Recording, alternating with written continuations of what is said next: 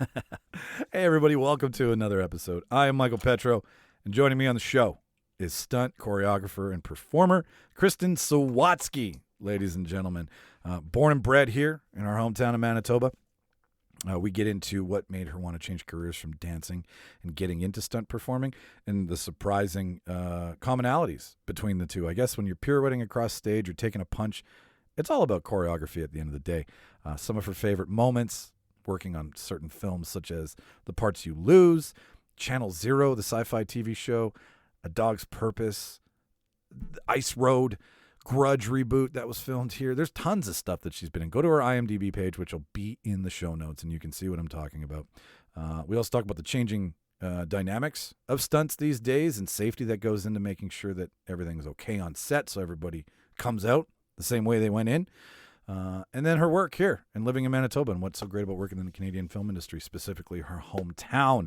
If I say any more, there's no point in listening. To everybody who's listened to us before, this is that part that you know, nothing new, no news, so you can carry on. But if you're new, if you pressed play for the first time, thank you, first of all, from the cast and crew here. Well, cast. We don't have a crew. We're not that big.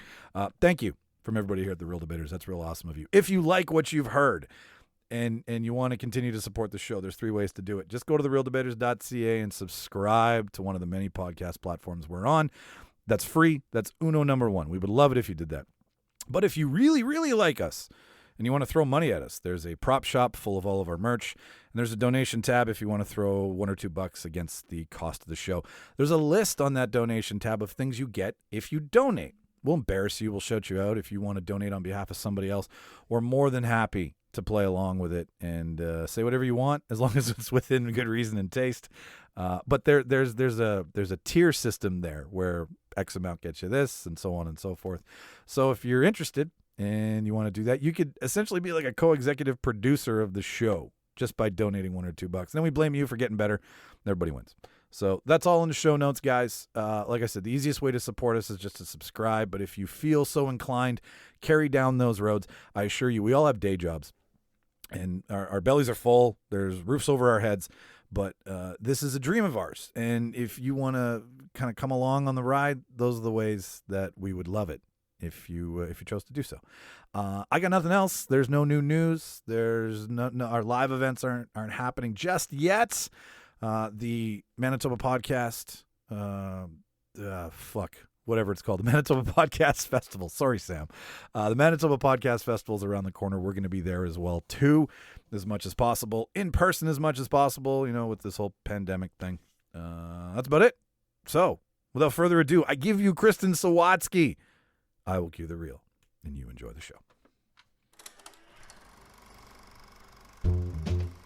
Let's tidy up this tangle of film by putting it on a reel. Here is a motion picture film, 1,000 feet, 16,000 separate photographs. Welcome, everybody, to the official space section of the chart. What's the truth? You can't handle the truth. Sir, you're out of order. Out of order. I show you out of order. Ladies and gentlemen, welcome to another Reel Debaters production. It is no debate today. It is no conversation. Well, it's a conversation. But it's not a conversation with us assholes. We actually have somebody who said yes to be a special guest on the show, and she is a local stunt woman, Kristen Sawatzky. Hello, Kristen. Hello. I'm happy to be here. It's pretty. Stunts. Sorry, what was that? And talk stunts. And talk stunts. You know what? I am the biggest champ for you guys. Like I am working on a letter. It's taken about 6 months, but I'm working on a letter for the Academy to be like, make a stunt fucking category finally. Like, make it. Like, it needs to be done, and I want to get into that later with you. So I figure before we even crack the big stuff and all the work that you've done, I want to find out how you got into film. What was your journey? How did you find yourself on set? Okay, so my background is, we're taking it way back. I started with a love for dance and theater. So dance is that's where I'm professionally trained in both, but that's where it started. So I eventually found myself in Ryerson in Toronto. I studied there and did their dance and theater program from there. And while I was at school, I do remember doing film, a student film. That was kind of my first actual experience on the smallest of film sets, but that was technically my first time. It was super fun. We did this whole swing dance number, and it was a great experience. So then after school, I had never had the intention of moving back to Winnipeg, like most people, you can't wait to get out of here, and then you go live a bit, and lo and behold, you're back. And it's like the mafia, I guess. It just sucks you back in. But so found myself back in Winnipeg, and at the time I thought, oh, maybe temporarily, and then so was trying to find whatever work I could, performing arts kind of work. So film was definitely a part of that. So my first actual film in Manitoba, once I was back, was Inside the Osmonds, and that was as a dancer. So there was a big cattle call audition. Sophia Constantini was choreographing to this movie, and I ended up getting that one. So that was, more of a larger film set that I'd been on. And it was a great experience. I got to be a dancing sea crustacean, but basically everyone's dream role. So that's where it started. Can I ask if a dancing sea crustacean is in your reel? Not yet, but I will go way back in the archives and try and find that one. I'm just looking at who was in this. So we got Bruce McGill, Veronica Cartwright. Those are like the above the line names, but this is the story of the Osmonds, right? Correct. Like the Vegas show Osmonds and stuff. So what's that like being in like this? This was your first. Like what were your experiences like jumping from dance and then finally being in a film? Oh wow! Because it is so different than theater, right? Yeah. The stop and the start and the waiting and it kind of felt more like, I don't know if I would compare it to more of a precision. The process is more precise, I suppose, in that you're doing small scenes, small amounts of work. In a very precise way, right? Precise angles. You're looking at it differently. Whereas in theater, it's the process is more all-encompassing. You're working. You have your rehearsal period for a very long time, and then you have this one chance at that live performance, and then it's done. Whereas film is the exact opposite. Oftentimes, I find the rehearsal periods are much shorter, and then you have, a very small amount of chances to get it right, get it how it should be, and then it's there permanently. So it was an interesting process in that way. We did have a rehearsal period, and then once we got on set, there's a lot to learn by observing just the process of the camera, the way the director and the DP work together with us, and the way they film it. I remember from a dance perspective, I was surprised because, I'd assume, okay, well, they're going to film it from the front, just like, if you're watching a show. And of course, that's not the case. And of course, they're never seeing all of the work that you do, all the work we did to choreograph this piece. When you see it, it's always cut up, right? You're just and from a dancer's perspective, they always miss the best parts. But it's about us. It's about, the lead characters. We're just, a support for them. So it was interesting. I'm by no means, when I say this, am I anywhere near as professionally trained as you, but I danced as a kid as well, and mostly like hip hop, some modern, a little tap, like dance school stuff, right? Stuff to keep you out of trouble as a kid. But I kind of know what you're saying in regards to a whole performance versus a chopped up version of it, like a choreographed movement. Like I did musicals in high school too, but like Bye Bye Birdie and shit like that. But a choreographed movement, you're watching start to finish, so you're building to something. Whereas if dancing's occurring on screen, it's always cut to that angle, cut to this angle, create a sense of like you're there, but you're missing so many other. You're missing the best lifts or the best spins or what have you, right? When you started film with the Osmonds, how long have you been dancing for? Sub question: when did you stop dancing and start taking film seriously? I started dancing when I was 9, which is actually late into the game. And I had been out of school, not that long, maybe a year. I just graduated. It wasn't that long. And then when did I stop? Well, I was teaching dance years and years after. So it was always in my life. I think, yeah, I've been out of, well, yeah, teaching dancing. It feels like a long time. Although we will discuss the connection between dance and stunt, because for me, it's all dance. It will probably always be dance for the rest of my life. I think life is dance. But anyway, I like that. I can put that on my wall. yeah, fighting is dancing, right? Really. You know, I've heard that recently. I've been watching my personal watch list has been a lot of action, a lot of over the top popcorn stuff. So a lot of stunting, a lot of fighting, and I got into Bruce Lee's documentary recently, and he studied dancing because he appreciated the footwork that came with dancing that he incorporated into Jeet Kune Do and his style of martial arts. So yeah, I couldn't agree with you more that dancing is fighting and fighting is dancing in a way, except, you know, maybe you're memorizing chunks of movement, and that ability to do that quickly in the brain. If I didn't have dance training, that was such a huge asset. I'm sure this is something you want to get into later, but I'm just going to get into it now. Oh, I have no cares about when we get into stuff. So please teach me.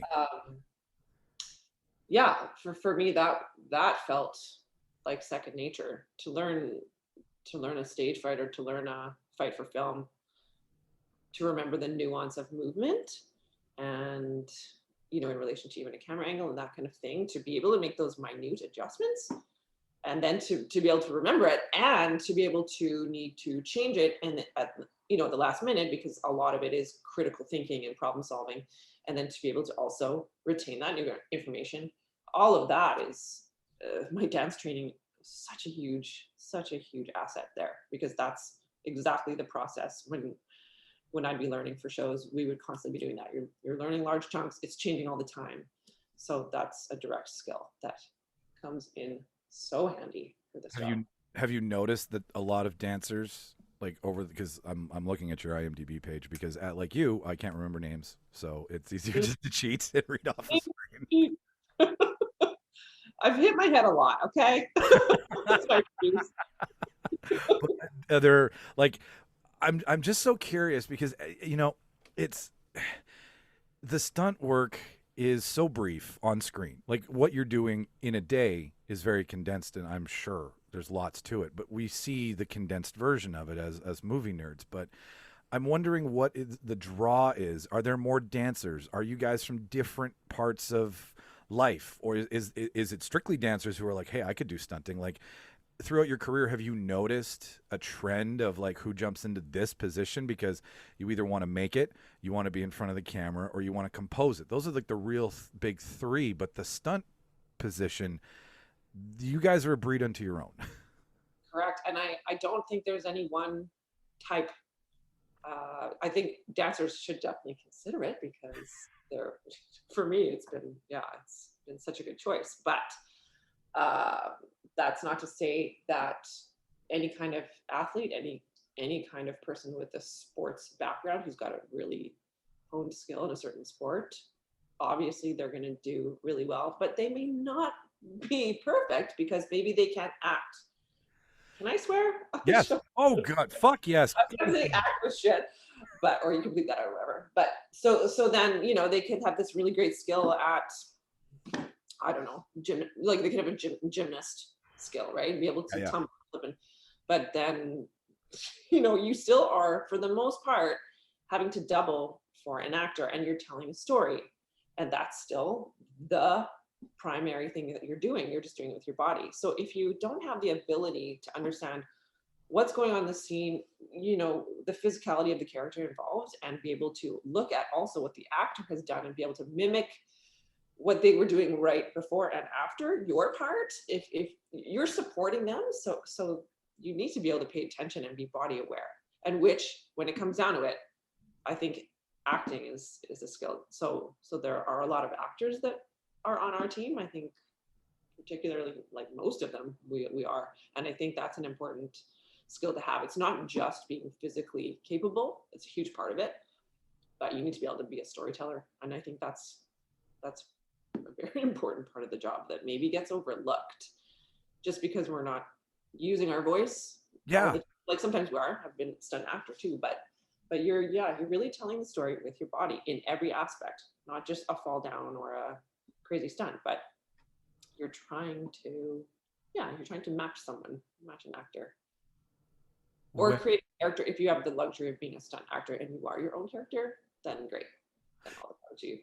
Yeah, and I mean, is it really just because I hear, you hear Daniel Craig does his, you hear Tom Cruise does his. We've even all seen Tom Cruise break his leg in a scene that got saved and kept in the movie. What is it really just the studio and the production company afraid of the actor getting hurt? Like, I'm confused on why some guys do it, some girls do it, and then some don't. Is it preference? Is it like how do you have the conversation when you go, all right, do we need a stunt woman or do we not? Do we need a stunt man or do we not? Like, how does that work into the story, I guess is my question. Yeah, I would say any huge star that is doing their own stunts, they're probably having to advocate hard for themselves, because I don't know what production studio is going to want to say, yeah, let's take our number one and number two and we're going to let them throw themselves in front of this bus. It's insurance. We're insurance. Yeah. If anything happens, and you would be surprised at how little it takes to roll an ankle or do something to cause serious damage to an actor. They're not going to, it will stop production. So for the most part, when you're going through a script and you're going through and you're flagging potential issues with whatever the scene requires, it could be anything. You're going through and trying to figure out, okay, well, what's safe here? What is it? How can we do this? Is there a way we can shoot it to make it safe and have the actor do it? So these conversations are happening all the time. Keep going with that, because that's what I'm really interested, because we don't like to expose all of the movie magic. We want to leave something to the Oz and the Great and Powerful, and leave something to the imagination. But imagination, that's a different way of saying it. But like that conversation when you start, like, is stunting something that is at the forefront? Like, do we want to do this, or is stunting saved for this is the last thing we want to do and can we do it another way? Like, is the conversation financial? Is the conversation authenticity? Like, when do they go, okay, let's stunt this, versus can we do CGI, or can we shoot it in a way that nobody needs to get hurt? Right. I think it's all of those things. It's always all of those things, because stunts, it's an expense, So a lot of the time there's this script that, will be received and it's very ambitious. And then they look at the budget and they realize, what have we done? And so then, a lot of the time there are so many puzzle pieces. And then you'll know, because if it's that important, then it's not a discussion about money. It's like, we have to have this. Okay, so what do we need to do to make it safe? And then you go from there. So I don't think it's one or the other. It's everything. It's everything. And I'm glad it is. I'm glad it's not just the daddy warbucks, so to speak, going, no, you don't get any money. Like, if it demands for it and the story can't be told without it. And I mean, my perception on film has changed so much in doing this. Like, I was your average popcorn nerd.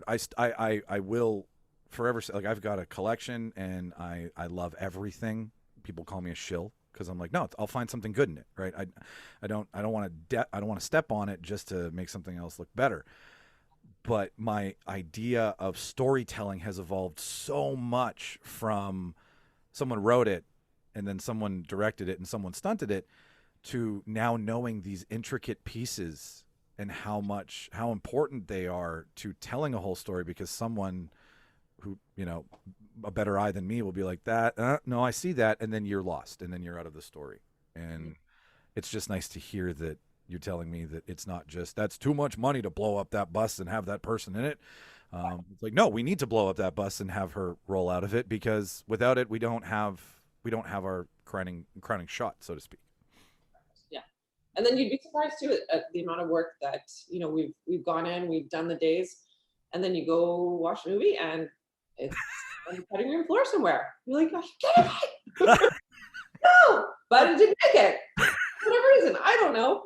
So there's also that, like, it could be in the plans, it could be done, and then it still might not make it or something will happen. So. And like, I can understand how someone can cut, a scene out that might not, like, cut it a little earlier or edit it from a different angle. But you're rolling your body, girl. Like, you're hurting yourself. And then they go and cut it. And you're like, I mean, I got paid. So great. You got paid for your wares. But like, you hurt yourself. And nobody gets to see that. How, that's happened, obviously. Yeah. And you know what? It's a weird thing. I don't watch a lot of what I've done. I'm one of those not people. Surprised. It's the process for me. Yep. I love it once it's done. Although maybe that's more so with acting than stunts. But if it's the sometimes we'll go watch the footage on the day, like we'll go watch it so that I can go back and adjust on a take. So in that sense, then yes, I've seen the work. There's been a few, but most of the time I just move on and I'm on to the next thing. But I did think hear through the grapevine that there was a body burn that I did, which was actually probably one of my most memorable stunts for myself, that I either didn't make it in or it got so chopped up and was so reduced that I was barely there. I don't know yet, but I haven't seen it. But because for me that was one of my most, I think, my more challenging stunts. So when you hear, like, when you're doing something that's that you're really feeling at risk about and you are feeling pretty nervous about, then you want to do a good job. You don't want to disappoint. There's a lot on the line. There's a lot of not only money but just yourself, and time and resets are huge. Like it can be quite an involved process. So you want to do it once. You don't want to do it more than once. And that was one of those cases. So that's a big one. I thought it may have been like a roll out of a vehicle or something where you don't see it, but like a body burn. I know other people who've done those, and I've fallen in a fire and burnt 60% of my body when I was 16 years old, and I'm good now. Like the face was saved, and that's my only redeeming quality. So I really needed to hang on to that, but. And to quote it, when I got out, I went, "Jack be nimble, Jack be quick. God damn it, I just fell in the fire pit." I'm funny when I'm on fire, and I know what that's like to be in the heat for a second. But you guys are wrapped, you're gelled. Like, talk about that. What is a body burn like? Because we're gonna go into a litany of like, what's your favorite, what's the most memorable later. But like, we're on a body burn right now, so please tell everybody. So ironically, a body burn, for the most part. During that whole process, you're borderline hypothermic, actually, because the process is you are covered in a protective gel pretty much almost everywhere. So you've got a layer of Nomex on underneath your wardrobe. That's usually everything's doused in this gel, including hair, everywhere.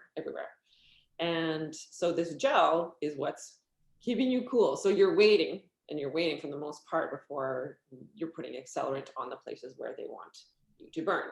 But this gel, once it's on you, your core temperature is dropping quickly. No kidding. And so as soon as you're covered, I remember I was just like, you're doing everything you can to avoid, That's amazing. That's the stuff. Thank you, Kristen. Because like, we're looking at it and we're going, what the fuck? And you're telling me it's like, no, you've been wrapped in a cooling gel and you've lost 12 degrees of body temperature. Right. So by the time you're ready to go, in my experience, you can't wait. You really want to, because it does feel like oddly kind of like a warm shower. You feel it feels warm, not scorching hot, and you'll feel hot spots that you can move around and move through. You can move that heat around your body with your own movement.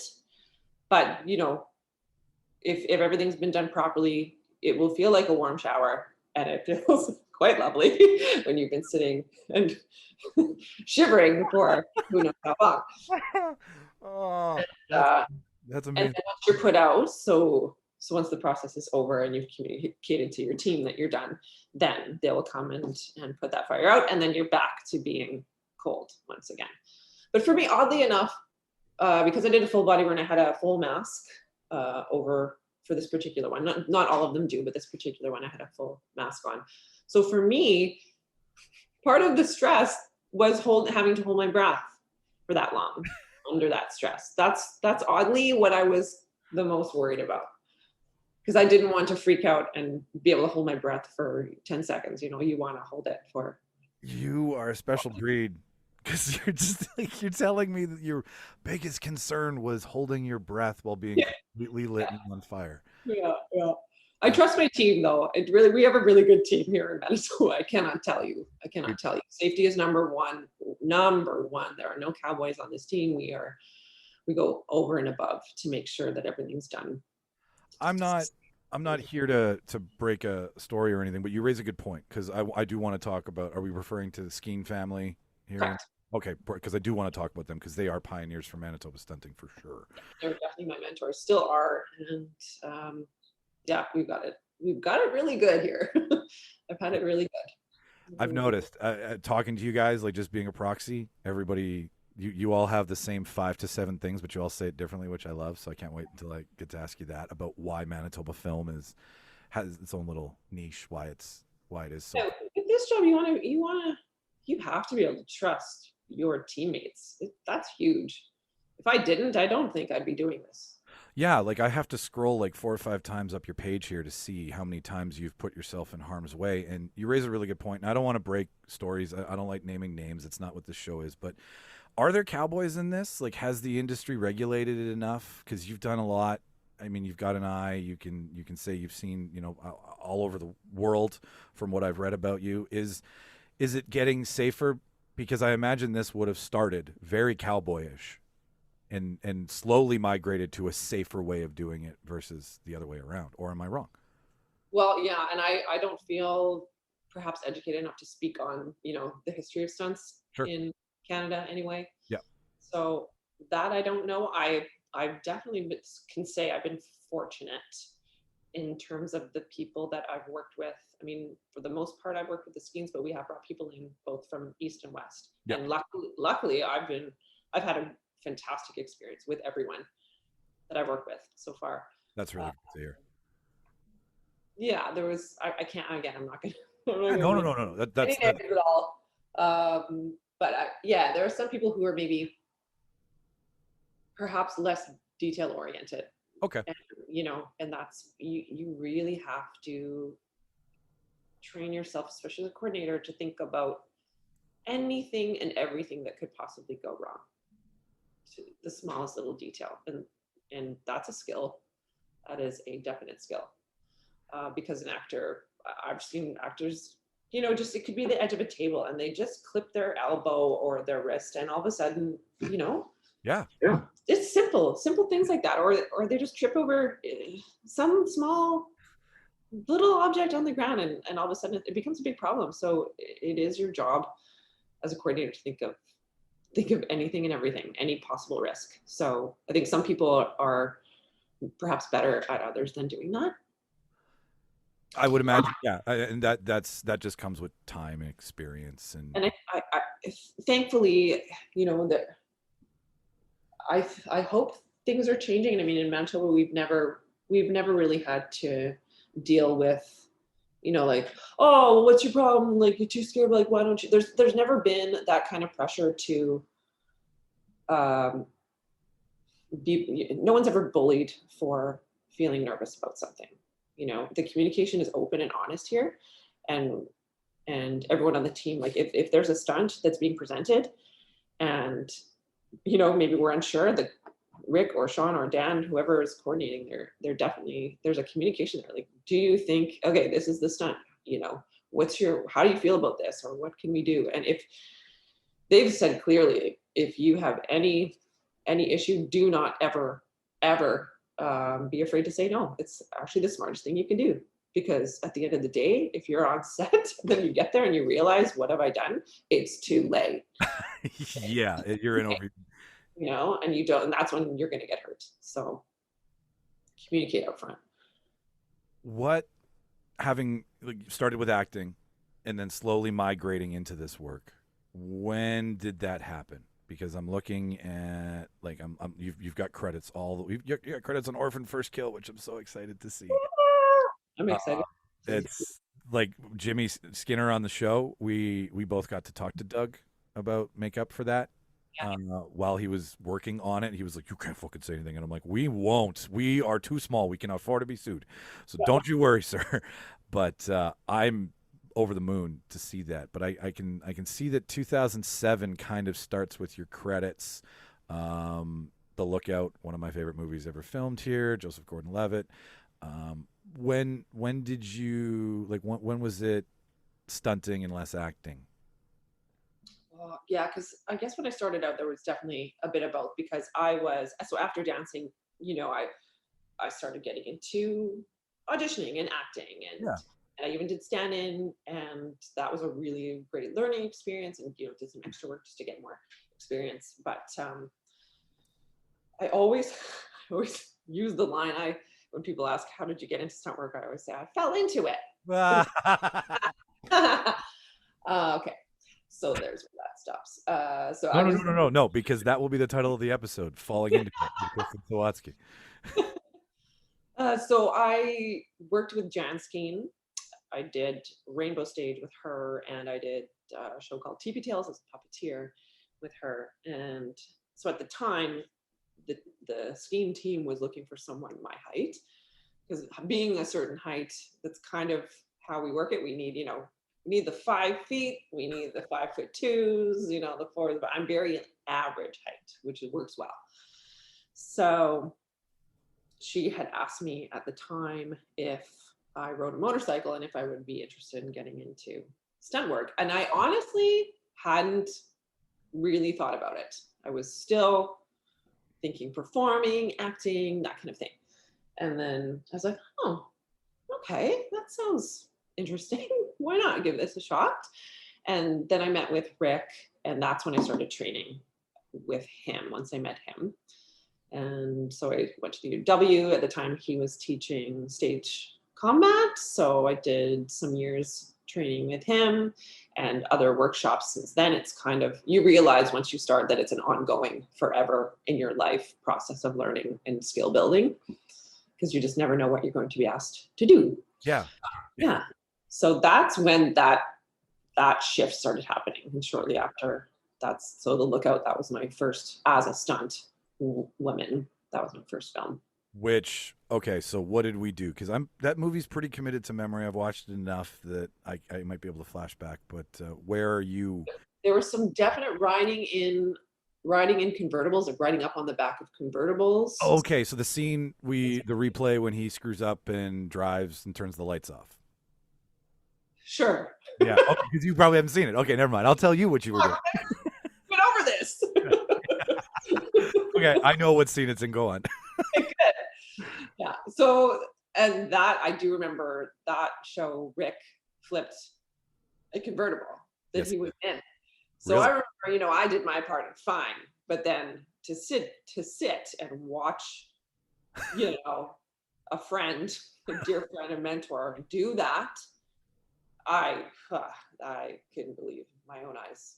That was terrifying because the car actually, yes, it does. Convertible landed top down. It's a convertible, and all there was a roll bar. And so that everyone held their breath. I will never forget that. And then to see, and Dan and Sean, his sons, are both on set watching their own father do this, and this is one of my first experiences as a stunt woman on set. And so, I mean, I knew Rick, he taught me, but then you see him do what he does, and oh my gosh, that was next level. So I couldn't breathe, and then he came out. And how did he come out? I know the scene. So very slowly. He crawled out. Yeah. No, I think it was Dan that ran in and just checked to make sure he was okay, and then they give the thumbs up first to make sure, like, nobody moves, everything is still, and time stops until you get that thumbs up. So the flip, I believe, is a turn and then a rotation. And is there a ramp that he comes off of?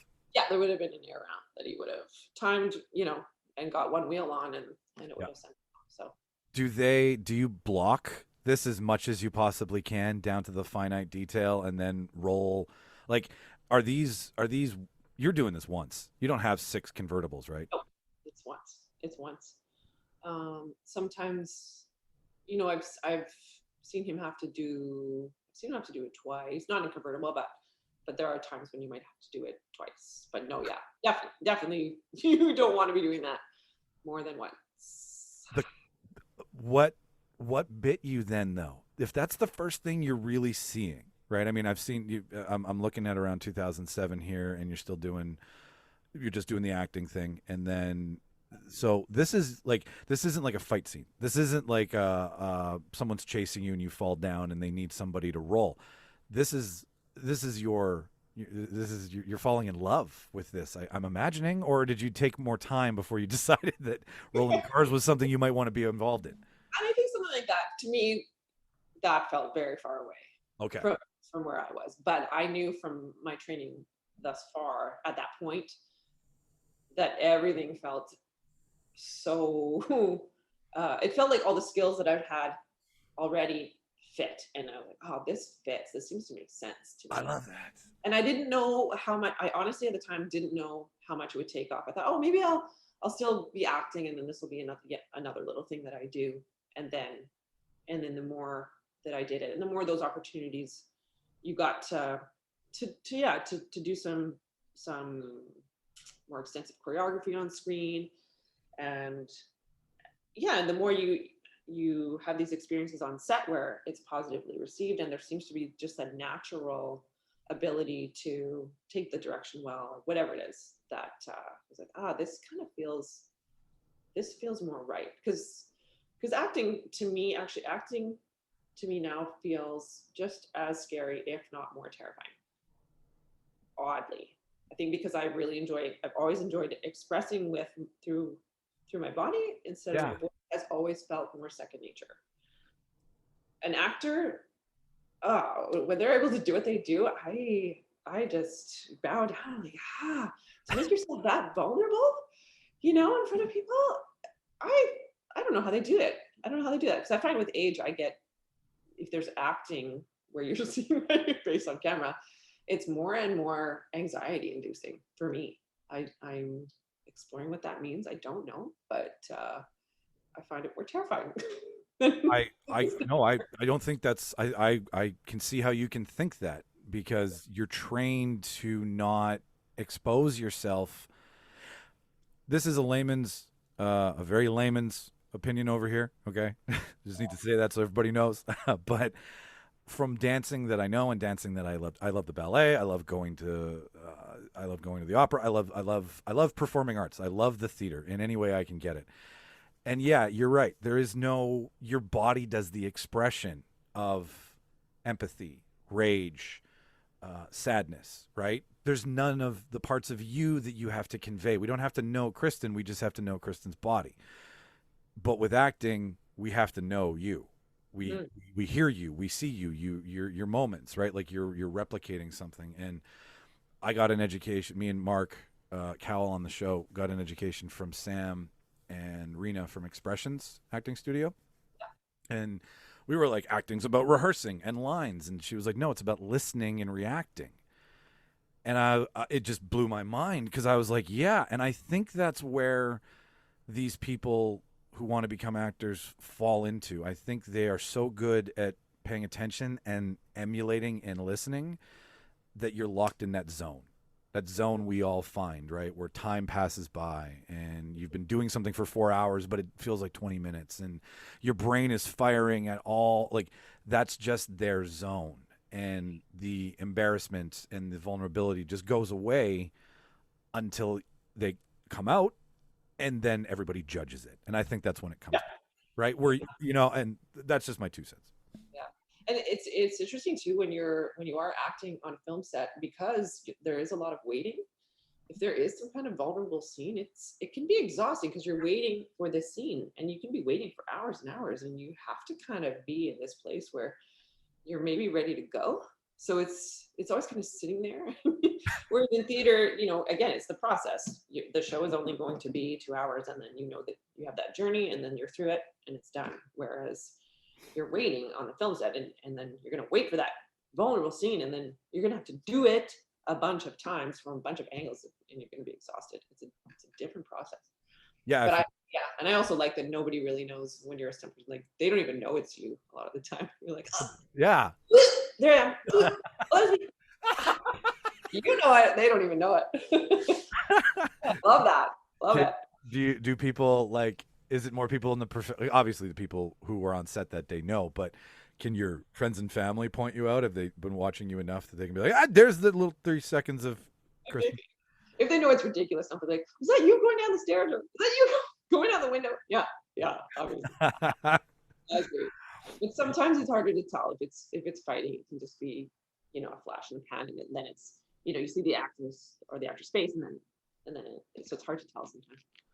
So you learned under Rick, and if you could, I'll put it on record, if you could pass it along to that lovely family, they have a spot on this show anytime they want to talk to us. So when they're not busy working, the Skeen family I'd love to do a huge panel of all of you guys, because we've done BJ, you, and now getting all of them on, like that would just be like, just to go through and ask you guys about stunt stuff. What? You haven't talked to Sean yet? No, I haven't. Only because it just, like, in order, my brain, how it works. I started with BJ because I was like, they say talk to your friends. They're the easiest people to talk to. So that's kind of where. Well, they'll all be your friends. That whole family, Dan, Sean, Rick, Jan. There's so much knowledge in that family. So what's it like learning? And this is for people who are like, okay, I'm a tumbler. I'm in gymnastics. I'm 12 years old. Maybe their parents let them listen to this. I hope they didn't, but maybe they did. And they want to learn. What did you learn? Like, what is it like learning? What are they teaching you? How is it happening in a class with Rick? In stage combat class with Rick. Yeah, like what would be some of the things you would learn that then you would have to take and apply, like the application of what you've been taught to then, like, oh, okay, you want me to do it like this? So like what are some of those things that you learn? You're going to be learning, you're going to be learning tumbling. He's taken, there's everything from different forms of martial arts kind of coming in. There's all that. Definitely all of those basics, all the physical basics, and how to do things safely but make it look real. And then he'll be infusing it. Again, there's this element of adding in that creative problem solving and thinking about it from the point of view of film and camera angles. Like, okay, so we have this, maybe we have this choreography set out now. Now let's look at this scenario and how would you adapt and change it. So you're learning about how to think creatively as well and how to solve problems. Because I think that's also part of it. And then he's going to infuse it with a ton of fun and a ton of his own stories. There's definitely going to be stories, for sure. But, that's honestly a lot of how he learned too, is the experience that you've had. And that accounts for so much of your education. Because I considered, there's the training, the classes I took with him, and then there's the amount of stuff that I've learned on set. And that's that's a school in itself, right? Just those experiences that you can't prepare for, and then all of a sudden you're in and you will not forget. And they won't necessarily be the same the next time you walk on set, but maybe you're more prepared. And so there is a base toolbox of things, and then you adapt on those, and as you use them, you, like you say, you're learning in the school of hard knocks, so to speak. Yeah, like you're going to know how to, fall properly. And that means fall without actually hurting yourself. Just those basic things, how to sell a hit, how to give and take a hit and make it look real, all of that stuff. Like that's going to be the basic kind of stuff. But then there's something to be said for you. Yeah, even how to be on set, like how to just be calm, I don't know if you could teach that. I think that's just inherent in a person. I'm not sure. Because there's some people who are just, they can have all the skill, but maybe they get on set and they get so high strung and, lose focus that it could be a detriment. And you don't know these things sometimes until you're there. Do you have like a routine on set? Is there a set of secrets that maybe one or two you want to admit about how to stay calm and how to, like, when you're prepping for a scene? Where are you? What are you like, are you going for a run to get amped up for it? Are you zen in your trailer waiting? How are you approaching? Are you approaching it differently? Like if it's just a simple fall, are you like, okay, I got this. This seems pretty basic. Or if it's a burn, are you on the phone with your friends just trying to keep your mind off of it? Like what's your process? Because an actor has it for theirs. What do you have for yours? Usually I'll go into a more zen place. So for me, that's kind of I think that's kind of the way of living for me. Just yeah, being aware and being meditative. It's something I try to incorporate into my life on the regular. So I think, yeah, when things get stressful and I'm feeling that way, I definitely kind of go into myself. I remember for one of the specific burns I was talking about, and I think because my team kind of knows me as well, they made sure that like they had a tent for me and I was in there, just kind of breathe. I was just like focusing on my breathing for a while and alone, because people, what often happens is certain crew members, and maybe some people like this, I actually don't. So hints to any crew members that are using there, when there's a stunt about to happen and they'll come up to you like, oh man, are you scared? Are you scared? Oh, and you're like, I'm sorry. I've never taken an on-set class in my life, but why the fuck? Why the fuck would you do that? because a lot of these people, they are friends and they're comfortable with you, so to the good or bad, I don't know. And some people maybe just aren't aware of that, and they're so excited for you. Yeah. And it's hard because they know you, they love you too. They're just like, they care about you. So they are showing their care. So in that way, either you have to put a wall up against it or you will graciously remove yourself from that until it's done. So I've had to kind of do that and be aware of certain people, or you put your headphones, your big headphones in and just zen out. So yeah, for me, I need to get calm. I need to get calm and focused. And then, there'll obviously be opportunities you want to go take to just rehearse on your own, kind of outside of the eye of everyone else, so that you can feel good about it on your own. And then by the time you need to maybe show everyone in a rehearsal or get set, then that pressure of everyone looking at you and they're worried about their own thing. So there's a lot of energy that you have to be able to just let it wash over you or deal with. So I think over the years I've definitely managed that a lot better now. Now I can definitely walk into a set and I can see straight through that. A lot of the time I'm not even aware of anyone else. I'm aware of my coordinator and my teammates, maybe the director, but I really hone in on what needs to be done. And I'm aware of maybe where a camera is, but other than that, everything else is gone. I you know what, I'm trying to put the stunt shoe on the other foot here. I would imagine you're living your life professionally as someone who's in an amped up situation, so it totally makes sense that you want to be zen throughout your personal life, right? Because if, like, I go to work, I punch in, I punch out, I work on a computer desk, right? You go in and someone punches you, so so It's all the same. or yeah, whatever, right? Like, I would love, man, when there's no more vid, I would love for, like, you can throw punches at me all day. I would love to get just a minute clinic with you on like how to take and throw a punch, because it looks so real. Like, what is it, the timing? Because this is the dancing that we were talking about earlier, where knowing how to move back and forth, except we're not pirouetting, we're elbowing. So is it really just good timing and proper camera angles?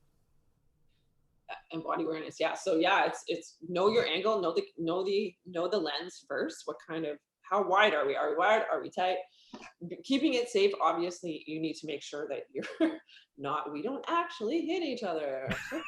So it is timing, and we're talking minutia, and you got to know, is it 60 frames a second? Is it 24? Because that's different. Yeah. If it's 60, then you got to make sure that you are precise with when that impact happens, and then that moment for the hit to happen before the face moves. If you anticipate the reaction, you Yeah. know, by minutia, then it's not going to read. So you have to be aware of that. And it's working with your partner to make sure that that happens. It's not one person. And that's the kind of stuff that I love. I love choreography because that's teamwork and it's dancing and it's timing and all that. So you have to also know, there's certain camera angles that are going to work for a punch and won't. Like it has to cross an axis of the frame to be able to read like a hit. So things like that. If the cameraman moves or camera woman moves and so on and so forth, it can change everything. So there's a lot of moving elements to it.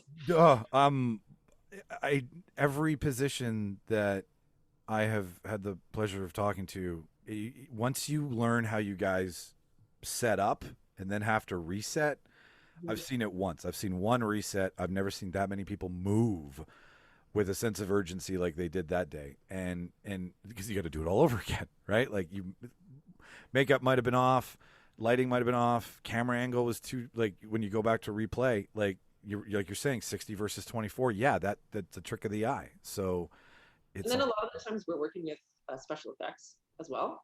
So let's say if there's an explosion or a glass shattering, anything like that, it's actually a surprising amount of times that, yeah, I would say we are working with an effects team closely.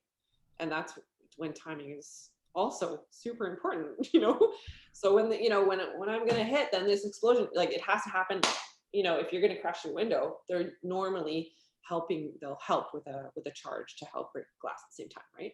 So that has to happen. So it's just as much pressure, I feel like, for an effects coordinator, if not more, because sometimes they have to invent something to make it work. Literally, they're inventors. We've got amazing effects people in this province as well. So my hat's off to them because they make us look good as well, right?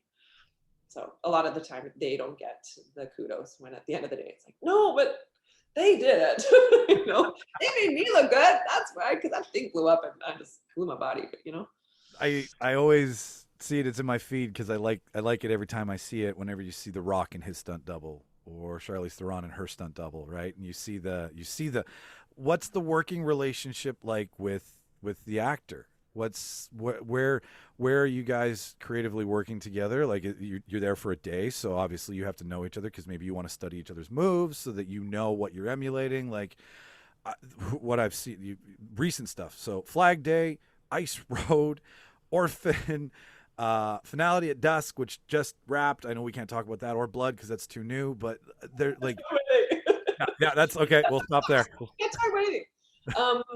So sometimes you have the luxury of a rehearsal day with the actor, and that's amazing because you get to work with them, make them feel comfortable. But for me, I let the actor lead because some of them really want to work with you, and that's when I love it. I'm like, yes, okay, this is gonna be great because I'm the same way. I'm like, I'm here for you. I want to make you look good. How can we make this happen? Sometimes it can be, sometimes you're managing egos and you want to make sure that you don't. It's a vulnerable place to be for an actor. Yeah. You don't know what their comfort level is with any of this. And you want to make them feel as comfortable as they can. And they might be feeling like, oh my God, I can't do this. And feeling like they need to live up to some expectation. So you have to kind of manage that. And I usually, some actors want to just work with the coordinator and then you'll come in and you'll discreetly help them out how you can. And if that's what they want, that's how I work. But if they are open and engage with me, that is the ideal. And I think in the end, I think it works out better because just the more communication, the better, and there's no need for, I don't know, when the ego gets in the way, I don't know. It's hard. It's hard sometimes. But I get it. I get it. It's a vulnerable place. So a lot of the time. If I'm battling anything, Kristen, I'm battling my ego more than anything else in my life. Like we are. I'm the same way. Yeah, like it's less to do with I want to be seen. It's more I think about wanting to do a good job. I think that's what exactly. I do not want to screw this up. If there's anything I'm really scared of, it's like the fear of failure is huge. It's huge. So you can't let that override. You just got to do your best and go. When Well, let's go past before 2021 for a second and talk, because I was like, I just named every movie you just did. Not I can't mention shit about it. Although congratulations that Flag Day got picked up at Cannes. That's going to be fucking awesome. yeah, I can't wait for that. I'm a huge Sean Penn fan. But let's go like Run. Let's talk about Run for a second. yeah, that was First super of all, I fucking loved that she was in a wheelchair. That made my heart sing, because that's progress unbeknownst to anybody else, I think, who's making choices in movies. But you had to stunt as somebody who was in a wheelchair. So what's that like? yeah, that's again the first time I've talk about body awareness, right? To try Yeah. and actually disengage your lower half, completely Sure, is totally. really difficult. It's extremely difficult. So because I found out I was on that film, I just definitely started working more upper body at the gym. I was like, okay, let's start working those pull-ups, because just know that it's going to be all upper body. So yeah, and in that one, and it was interesting. Even again, working, the actress was great. Kira was great to work with, and figuring out talk about communication. We had to communicate, sensitively but very thorough. Like to be like, hey, what do you need? Like what, even things like getting her in and out of her chair, like things like that, and how can we make this experience manageable for you? Yeah. So stuff like that I don't think Rick, this was all something that I feel like was new for us. So I think it all worked really well. There was a stair fall in that one. Yes. That I definitely, sitting down for a month was hard after that one. There was a wheelchair lift, and then she throws her chair downstairs, and then she goes down, on her own after. But this wheelchair ramp kind of collapses, and then she goes. So it was not just getting to roll down those stairs. You were dropping from a height and then going down. So that How many times did you do that? how many times Yeah. did I do it? Yeah. I did it 4 times. Oh my god. Everybody go watch Run. It's on Netflix right now. It's one of the best thrillers that came out during the pandemic. And just watch that. Just rewind that roll 4 times and put it through your own filter and know what she went through. That's crazy. You're right. You're coming 3 feet off the ground, because that chair is easily 3 feet higher than the stair is. Mm-hmm. You fall like a champ. I love it. Like and I mean, to know you now, I love that movie. Like, we're big Sarah Paulson fans in this house due to American Horror Story and everything else that she does. So I can't. And this is Kira's like Kira's the star of it. I mean, Sarah Paulson obviously is a name, but Kira is the star of this show. This is her second film. Like, there's not. I mean, she was on Ellen DeGeneres after this, I believe, because of Run. But so I can't imagine how much fun it was to work with her. Yeah, she's so sweet, so sweet. One of the collaborators for sure.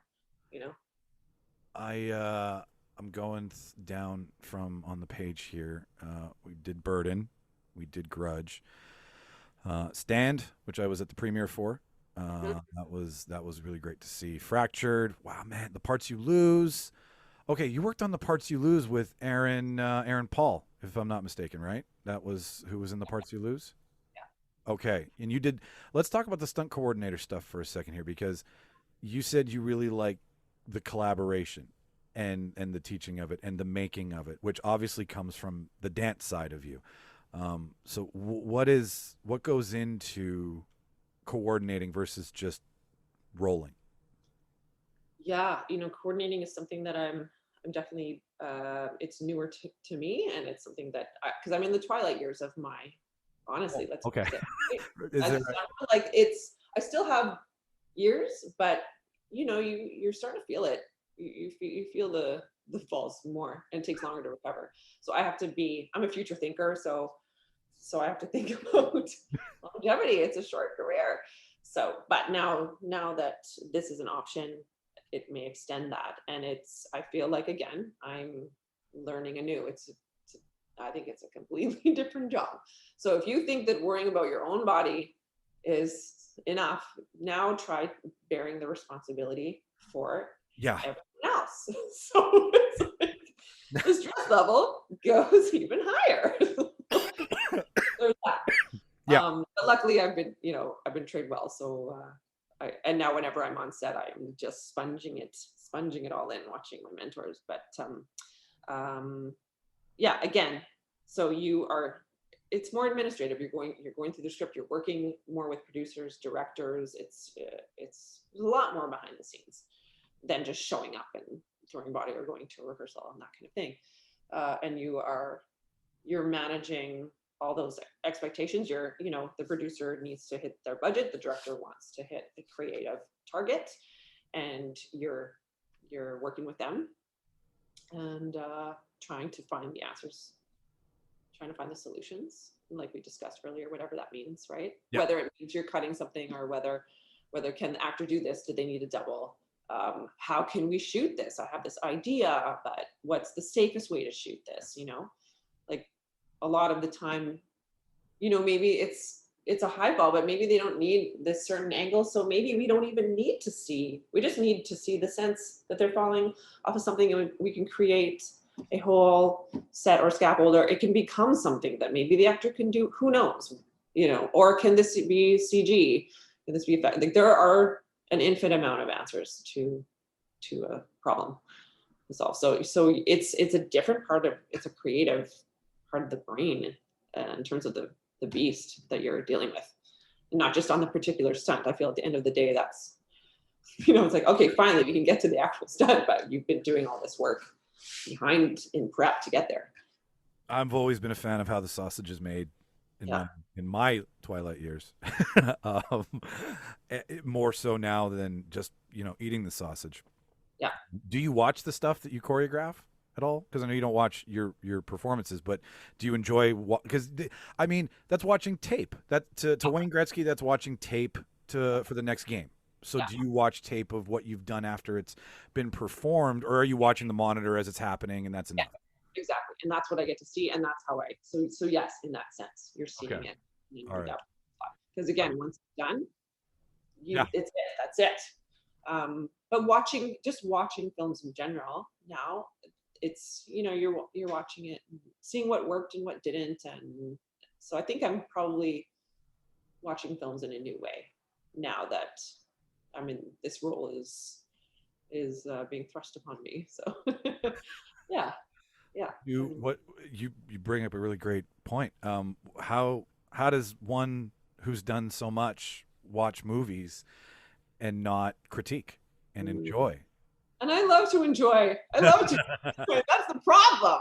That's the problem. Because when it's maybe it's not done well, you're like, you get so critical of it.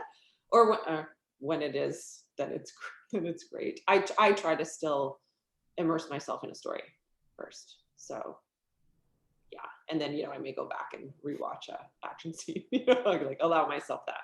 Who's out there that because to the general public, the John Wick team, I can't remember the name for the life of me, are doing things that are just mind blowing. The fight, the length. They're doing what Quentin Tarantino does with dialogue with fight scenes. Yeah. Okay, so let me ask you this question. And you know what movie came to mind? And I'm going to say it again because it just keeps coming to mind. There's obviously like the Wonder Women's and all. That's amazing to see that many women on screen. Like that is just that made my heart melt. I loved it. But Atomic Blonde, I can't. That movie, I don't know.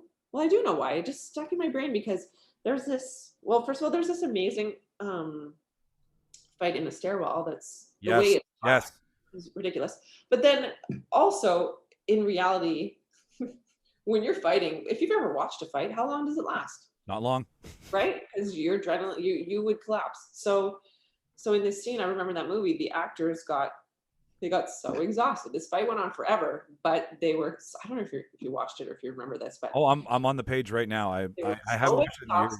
Yeah, and it would just be one lame throw of a whatever of a punch or something, and then this exhausted pause. I'm like, that's close to what it would actually be like. And it was they were fully engaged in their characters, and yet it was still action. And to me, I was like, that makes sense. That's real. That's something different. I hadn't seen that before. It's not just, a flurry of activity. And, like if you got hit in the head, you're not coming up right away from that.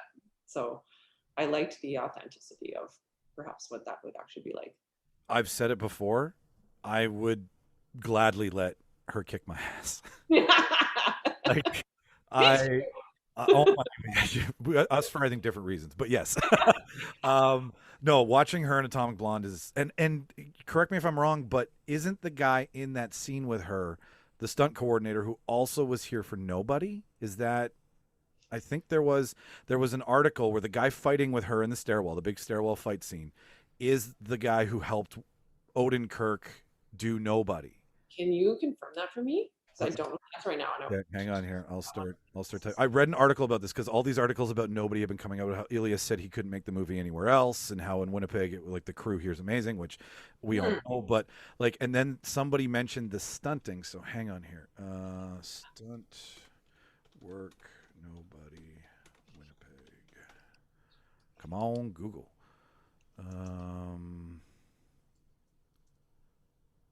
Where is it? I think it's from maybe The Art of the Brawl. I'm on Atomic Blonde. Yep. Okay, here it is. So, fight coordinator Greg Rementer trains with Bob Odenkirk for Nobody. And I believe Greg Rementer is from Atomic Blonde. He's the guy who fights in the hallway with her. I'm just reading. Yeah. Am I right? You got it. Yeah. So when he throws that last ball, I'm not surprised that he's here for Nobody. I just crossed my mind that the talent of this guy is, and that's the thinking. And you're right. Like a fight, getting exhausted, watching two people breathe heavy and slug it out. There's the acting of the fight scene, right? Where instead of it just being a flurry, like you said. Yeah, I'm into that. Who out there? I mean, movies are finally figuring out how to not be so goddamn sexist. And are there other stunt coordinators that are female that are making a name for themselves in the scenes that we should watch for as fans? Like I said, how the sausage is made for a lot of people, I feel is just as important as the sausage itself. So like when I know a team did something, I then go after what else that team does. So I want to know more.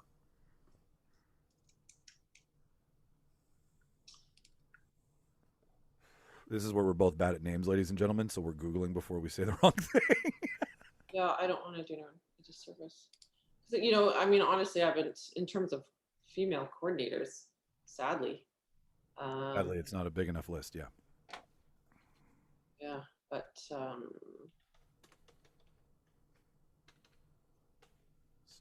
code. The only coordinator female that I've been able to work with is Marnie Eng she's from Vancouver. She came here, did Dog's Purpose. She was fantastic. She was really great. I just got a Women in Stunts website here, but I'm not seeing anything in Canada. Did you Google Marnie Eng? Marnie here. Okay, Marnie Eng? Eng, E-N-G. E-N-G. There we go.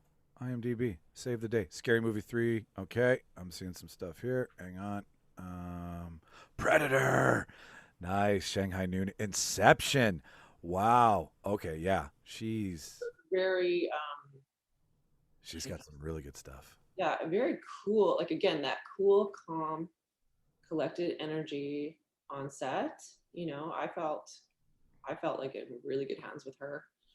And, she had a really great team with her of riggers, and that's part of having I think she's the same way in terms of she has a good team that she trusts with her, and I don't know, I just asked her a bunch of questions when she was in town, and you just try to learn from the different people that you meet. But I really enjoyed working with her. I really enjoy hearing all of you guys say the same thing over and over again, that there's a team. Like none of you take any credit without your team. which It's is impossible. it's impossible. Yeah, like after you hear about it and the things that you've told me that go into, maybe doing a stunt, like the conversation before the actual thing is rigged is super interesting, because you're just like, oh, they don't want to just roll to the stunt. They're like, how do we do this? Let's ask that question. We have the stunt department at our disposal, but how do we do this? So let's talk to the stunt coordinator and the director and get everybody in the room, and I just love it. Yeah. What are some of your favorite stunts to do? Like, what do you, if someone was like, hey, can we get a blank here? And you were like, I can do that perfectly, or I'm really fucking good at that. Like, what do you, My career, I've been in some wicked kitchen fights. Kitchen fights seem to be the thing. Kitchen, I don't know why, and they're epic. There's been a few, and they're so much fun because there's just, I don't know if it's the amount of props at your disposal, like breakaway dishes and I don't know, all kinds of counters to smash into. So those have always been fun, and usually, for the most part, I'm either fighting with another woman or with someone dressed as a woman. BJ will understand that if he ever Wait a minute. BJ. I want to find out about that, because I am not going to see him for a while. But was he dressed as a woman and you were kicking the shit out of him? Perhaps I was. What was that in? Do you remember? Am I allowed to say? What am I allowed to talk about and not talk about? You're allowed to talk about everything that won't get you sued. So you can talk about everything that you've done that the world has seen. I will not let you talk about anything that will get your ass in trouble. Ghostland. That was Ghostland. Ghostland. Okay, I'm looking this up here. Is it on your page? Yeah, we on my page. Ghostland. That I also love. I've learned to love. I've learned to love a high fall, actually. Really? Header. It's fun. I just won a Manitoba Actor Award for best for a jump out a window for We Summon the Darkness. So, and I just remember that day feeling really, it's the rare occasion where it's like felt really confident about it. Our team was dialed in. We had everything where it needed to be, and and everyone else was waiting, or we were waiting on everyone else to be ready. We were just good to go, and 2 takes and then we're done. And I just remember that day, feeling like, I got this. Like, I know this is going to go well. Like, there wasn't a doubt. And that's not always the case. So that I felt really good about. But it's just so falling down is great. I love and if it can be comedic, so good. I was just going to say, like, do you, when actors are like, if you want to be funny, play it serious, right? Like, that's what looks funny on screen. Do you play falls comedically more than you would play them, say, painfully? Like, is there a way to play a comedic fall or is a fall a fall? Oh. I shouldn't say that. They're probably all very different. That's me being ignorant. Yeah, I find if you stay loose, the looser and bigger that you allow yourself to go, the funnier it'll be, right? Totally. So, yeah. Flailing. Yeah. If you can have because that's part of the skill too. It's like, it looks too, you don't want it to look too comedic. You don't want it to look artificial. So a lot of the time you're asked in my career, a lot of the time it's not we're not getting the superhero movies out here yet. But so a lot of the time you are an actual real life thrashed out character, human character, being asked to do a human thing. So it's like, it's a very specific situation that you're asked to replicate, whether it's violent or whether it's a nun tripping and hitting the sidewalk or whatever it is, it's still a real person. So a lot of the time it's like, if you're some kind of like WWE wrestler, it's that kind of, you're going to have to take that and you're going to have to rein that in and turn that into something else, because it needs to look absolutely real. So keep it loose, but also, watch how contained you are. Sometimes you'll need to add more, add less. You'll get your direction from the coordinator or director, but. Can you hurt yourself more? Yes, I can. You know what's so funny? I used to do pratfalls just out and about with my friends just to make them laugh. That's awesome.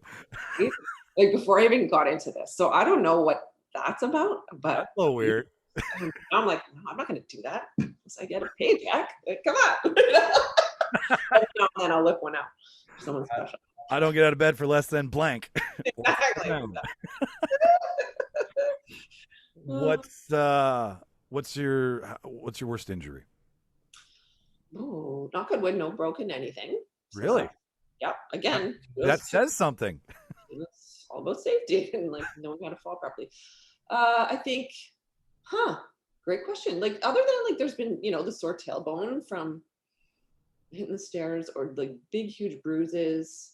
There were some skin cuts where I had to, go to the hospital to get the stitches, but they were surface. It was nothing crazy. Yeah. And obviously, and here's the thing, and it's being discussed in the industry is the concussion issue. And, when it comes down to it, even if you're falling down onto a mat, you're rattling your brain around. And so Yeah. I know I've tapped my head. You can, because you hear it and it's a certain sound and you know it because everyone else kind of goes by and you're like, okay, it could be just a tap, but so I'm going to say that there've been thankfully not many times, but yeah, there've been times when you'll have a headache or that kind of thing. So I think that's perhaps an issue for a different discussion about the impact of concussions and stuff. Yeah. Oh, I mean, a concussion's always assumed that it's the hit, but it's the rattling of the brain from the hit that we talk about. So, I mean, you're giving yourself your own whiplash a lot of the time. It's self-induced, right? I've had one and I'll never forget it, or will I? See, now I'm like, why can't I remember names? Like maybe that's there. There it is. Which leads me to something. Like, how do we get an Oscar for you guys? How do we You can't make what you're making believable without you. And as a team effort, why are we not recognizing this part of the team if we're wrecking so many other aspects of the team? Like, I have been in Canada though. It started. Eventually we have. Yes, no, I know an actor, super awesome of actor to do that. I shouldn't not include that. Thank you for that. I'm doing 3 words too, right? So it's starting. I don't know the answer, and I'm not sure. I also am the person to talk to about this kind of stuff because I kind of. I don't know. I'm not sure how I feel about awards in general. And the thing is, I want, especially when it's safety that's coming into play, the thing that perhaps I would be concerned about down the road would be, in this the quest to win a trophy or a prize or whatever, that we're going to be starting to push the boundaries further and further when it's people's lives and bodies on the line. That's a very. I'm not sure if that's maybe why it hasn't happened yet. I don't know. And I don't know if things would change if that was the case. But I do think that you're right in terms that, it is nice to start, at least in this country, that we're starting to recognize that, oh no, this is an important part of the process. And, at least to start to recognize how important it is. And I like what you said though, that everything else is safe when you chase for a trophy, but this becomes a matter of life and death. And when you start putting a carrot at the end of that, people might start taking shortcuts. I never thought of that. Okay, I'll rephrase. How do we recognize you guys more? How do don't give it an award because you'll make it dangerous. But I'm over awards. And the reason I'm asking that is, and the reason I'm over it is because it's so fucking stuffy and full of politics and drama, and it's not equal, and it's like it stops being about you guys and starts being about accolades and all that other stuff. And I want to celebrate like best sci-fi or best fantasy. I don't want to I want to include those, right? Or let's get best male and female director in here if that's what it takes, right? Like, it shouldn't be separated, but if that's how we break it, so be it, right? We'll start there. So I want to see awards for other things instead of just the heads of departments. And there should be there's the moratorium at the end of the Oscars. We should have that for stunt performers. Yeah. Wow. So that's just my 2 cents on that, because there's as I talk to you guys, the more and more I get angry that I'm like, why is this not celebrated at least or recognized? And in some fashion. Let's switch to. I think it's Go ahead. coming. I think it's coming. Yeah. I don't know when. In terms of if you're talking Oscars, I don't know when, but it's starting in Canada. I'm not gonna worry about it though. I'm just gonna do my work. So Yeah, no, yeah, and that's such a great answer because it's like you're not doing it for the fucking title. You're doing it because you absolutely love it, and it's so fucking evident. Let's go to Manitoba before I let you go. And every like I love talking to Manitoba film professionals. So the question we ask everybody is, what is it that made you come back here? Because a lot of people have left Toronto, Vancouver, Montreal, and there's nothing wrong with that. That's where those bigger markets are. We are becoming a bigger market. We're a market. It just isn't. There's not enough noise for that yet. So what keeps you here? quality of life. Absolutely. Absolutely. I came back without the intention of staying. Correct. I was going to be here for a while. Okay, I'll try it out. And then I can guarantee you, if I went east or west, granted there's friends and family on both ends, especially even now, like even with the resume, I don't know. I love the opportunities that I've had in Manitoba. I don't think I would have been given them if I'd gone out there. And I have always enjoyed working with, groups of people that feel like family. And I don't know if it would be the same if I'd gone out there. I'm sure that I would have connected with someone, but I think this is a whole other level. And I think the opportunities that have presented themselves because I chose to stay in maybe a smaller market, like, maybe you're not getting the larger projects, but the opportunities, I would never, I can guarantee you, never would have happened out there. And then also in terms of the quality of my life, like, I have a house, like I have, car, like I'm comfortable and successful. And then I can also do other pursuits that I love at the same time. So for me, and friends and family are also here. So this stuff is also important, if not more important. Well, you need a really good base to do what you love doing. So yeah, and having, like you say, you have that elsewhere, but it's not like home, right? Nothing. Yeah. No. And now I feel like, okay, if I go travel out there to work, then great. And then, but to come back here, definitely. I think, the more time goes on, the less I think about it, really. Leaving. Yeah. And like the industry here is just a booming. Like I love seeing it. I love driving by and seeing like 3 or 4 projects going at once. Like we all call it Little Hollywood. I'm sure somebody does too. And honestly, when I get to work on a really small show, I still enjoy it more. There's something about it. Again, it's a smaller crew, the intimacy of that and the collaboration that can happen in there. I have as good a time, if not more, on these small little homegrown projects. Like I love them. Yeah, there's the LA dream is the LA dream, and there's nothing wrong with that. But that's not to say that you prove a perfect point. A smaller market, you can do all those things still. Like BJ's film, like The Return, right? Yes.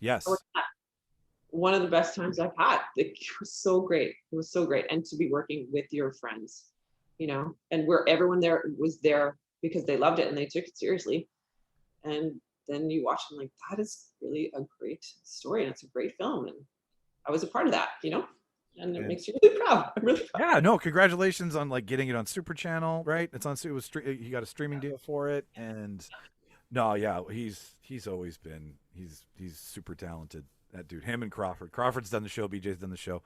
Oh, we can have a whole show just talking about them. That's another. That's we can go. We'll have all 3 of you on. We'll just do that because I have to get them on for The Return. We've been talking about it. So let's just do the premiere of The Return on the show, all 3 of you, and we can see what we can pull out of you guys. Great. One more thing. I have a massive crush on this man, and I know you stunted for someone in the movie, but I'm a Henry Cavill nut. It's disgusting, right? Like, I just fall for those eyes every time he shines them.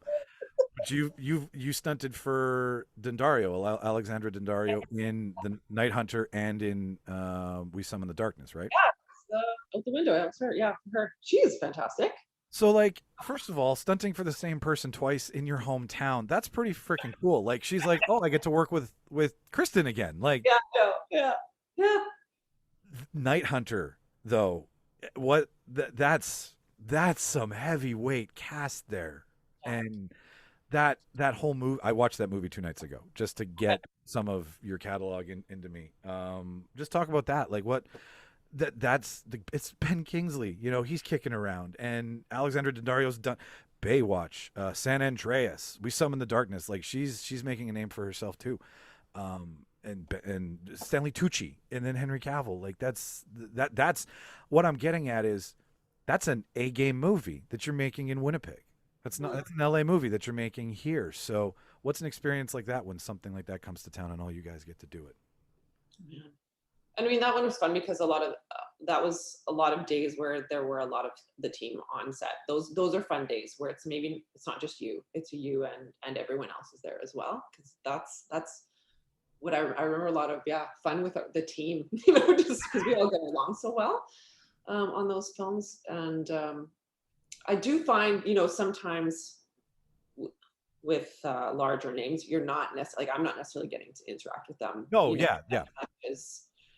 Well, Alex maybe more because I'm doubling for her, but so perhaps I felt maybe more removed from them. But they were all lovely to watch work. And I mean more so in the fact that you say, Manitoba, smaller market. Those names pull big numbers. So you're stunting for who you're stunting for, and the set professionalism where, unless there's no need to interact unless you're interacting, right? Like, because everybody's doing their thing. I just meant more in regards to, like, there's something to be said for the caliber of work that you and everybody else on your team can do. If they're coming here, they know you exist. Right. Correct. I don't know what to say to that. I don't know. I don't know how to answer that. Yeah. It's a compliment. And again, I think, trying to think of, like, who has been the most starstruck at, because I'm getting so maybe used to seeing people that are, quote unquote famous, and so I don't, it doesn't necessarily, I just see them as they're a person. They're just people. Yes. Play pretend really well, right? So and I just kind of take it as an opportunity to, again, if you watch people work, it's education, it's free education. Michelle Monahan, got to work with her. She's fantastic to watch and learn so much from just sitting back and watching her work, the way she asks questions and the way, like, it's so that's kind of, and some people you meet and they're absolutely not what you thought they would be. That's it's life. In totally many ways. So always surprising, but but you take and you learn from each person. And I'm like, oh, okay, that I like, or I like sure. I like that you say it's free education. That's really cool. Because like, just sit there and absorb, be a sponge. Completely. Yeah. And even the way someone's energy on set can affect everyone else, and good or bad, and learning from that. Kristen, this has been a pleasure. I told you I wouldn't keep you for more than an hour and a half, and I'm going to keep my promise. I can go on and on and on and on and on. I don't want to do that to you. Is there anything people, what? I know you do this, and we didn't get a chance to talk about it. So it's your other passion. You're a fantastic photographer. Oh, thank you. Yeah. I follow you on the gram. What is that? Is that just a hobby? Is that something that you do on the side? Like, what is that for you? Yeah, it's my other job for sure, but it's not a job. It's something that I love. So, it's been in my family, my father and brother, photography's been in the family. So it was just inevitable. And I just found myself, I don't know, it was itching. So I I just want to see what this is about. And again, sure enough, it's something that is lending itself well to this as well, because now an understanding, it's still photography, which is, you take moving stills, it's the same. So those principles of understanding camera and the way it works, it's just another wonderful tool to have. But yeah, and I really love taking pictures of people And so most of them have ended up, actually, it's been a lot of headshots and, you know, Yeah. people in the industry. And I love it. 'Cause I'm like, yeah, this is, and then talk about their journeys and them as actors and get, you know, into all those conversations. And it's one-on-one, which I love. That's kind of my favorite. And yeah, I don't know. Maybe I've had my own ideas brewing about potentially maybe taking a stab at creating my own work one day. It's on a bucket list down the way. Do it. Make a Kristen Sawatzky film. Yeah, exactly. Yeah. Yeah. Like make it so stunt heavy. Like make it about a dancer who becomes a stunt coordinator. There'll be dancing there somewhere. Even if it's just a dance break, do it. Like, if it breaks story, who fucking cares? Just be like, I needed to put it on the screen. Yeah. Where can people see your stuff? How can they see more about you besides the obvious? Like IMDb, obviously, there's my page there. You can find me, and just Google my name. Okay. Yeah. And I think that's That's it. I'm not gonna give my phone number. No. No.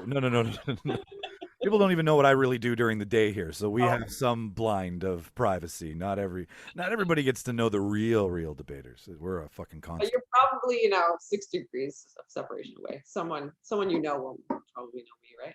Exactly, and I'll put her stuff up. You'll be able to follow her on social media on all the podcast notes as well. Everybody, if you want to see her photography, Oh yeah, it is beautiful. And it's right now. I've seen some shots of dancers. It looks amazing. It's fun. There's some people, I'm telling you. So that's it, ladies and gentlemen. That's Falling Down with Kristen Sawatzky, because I can't name the episode anything else other than that. And Just fell into it. that's if you start a stunt company, like, or if you branch off and like do your real, it's got to be Falling Down Productions. Like, if it's not, I will have a bone to pick with you. I'll go the rabbit hole. Production.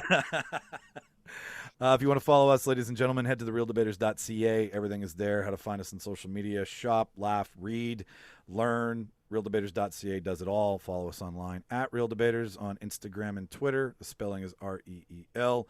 If you want any information from us at The Reel Debaters, it's thereeldebaters@gmail.com. And our YouTube series, which, sorry we haven't posted for a while. I'm hoping we're caught up at this point. Where you can watch our Real Quicks, where we just do 5 to 10 minutes of us rambling and give you a real take on a movie that we've seen that week. I have been Michael Petrow. This has been Kristen Sawatzky. Stick around before I let you go and we close out the video. Kristen, watch all the movies, kids. We are gone. Bye.